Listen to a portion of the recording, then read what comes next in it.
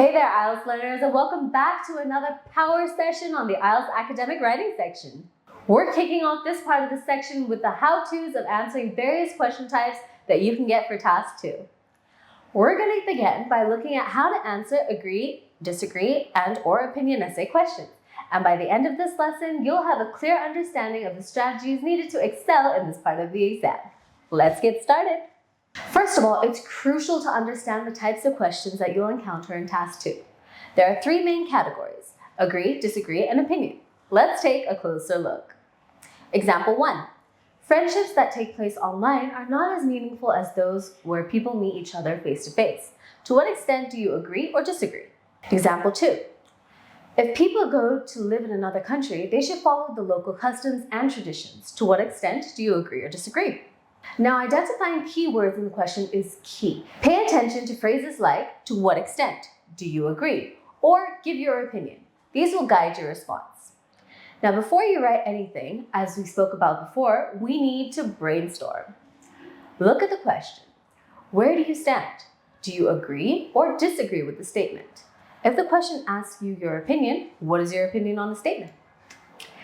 What are some points you can add if you agree with the statement? Consider what arguments you can make and what examples you can use to support your point. Remember, you're allowed to disagree with the statement. I would say whichever opinion you have more points for, use that. After you've decided your stance, you'll need to plan out your essay in terms of the structure. If you need to jog your memory, you can check out the lesson titled How to Structure Your Answers in this section.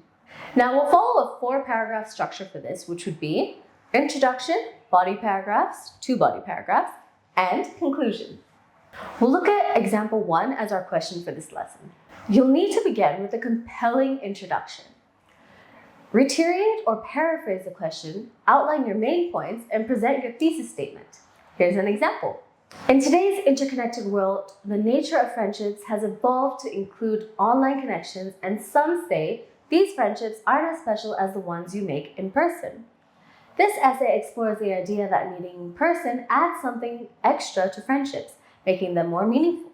The reasons being, physical presence enhances emotional connection, and face-to-face friendships often foster greater trust and understanding through in-person interactions.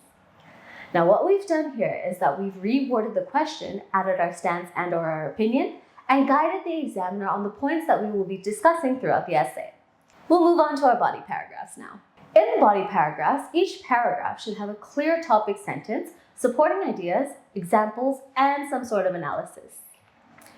Transition words are your best friend for ensuring a smooth flow between the paragraphs. Firstly, physical presence enhances emotional connection. When friends meet in person, they can engage in shared experiences that deepen their emotional bond. For example, going on a road trip together, attending a concert, or even simply spending time in each other's company allows for the creation of lasting memories. These shared experiences often lead to stronger connections because they are not solely reliant on digital communication. Moreover, in face-to-face interactions, individuals can pick up on subtle cues like body language, facial expressions, and tone of voice, enabling a more accurate understanding of each other's emotions. Secondly, face-to-face friendships offer unique advantages that contribute to their meaningfulness. In-person friendships often foster a greater sense of trust and understanding. When friends are physically present, they can observe each other's reactions and behavior in various situations. This observation can lead to a deeper comprehension of each other's personalities and emotions. For instance, observing a friend's reaction during challenging times can create a sense of empathy and solidarity that may be harder to achieve online. In both body paragraphs, we maintained a consistent and effective structure. Each paragraph starts with a clear topic sentence, followed by supporting ideas, concrete examples, and an analysis. Transition words ensure a smooth flow of ideas as well. These elements collectively enhance the essay structure and content, potentially leading to a higher score. Now, conclude your essay by summarizing your main points and restating your thesis statement. Also, avoid introducing new ideas in the conclusion. So your conclusion can look something like this. In summary, the belief that physical presence enhances emotional connections and trust in friendships has been explored. The evidence suggests that in-person friendships can indeed be more meaningful due to shared experiences, nuanced communication, and a deeper sense of trust.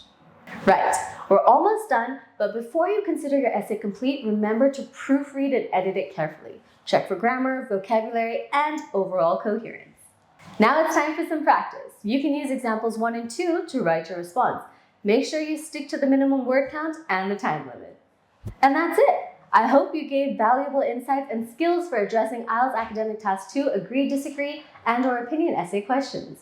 Remember, regular practice and refinement of these techniques will undoubtedly boost your confidence for the IELTS exam. Do join in for the next lesson where we'll look at how to answer discussion essay questions. See ya!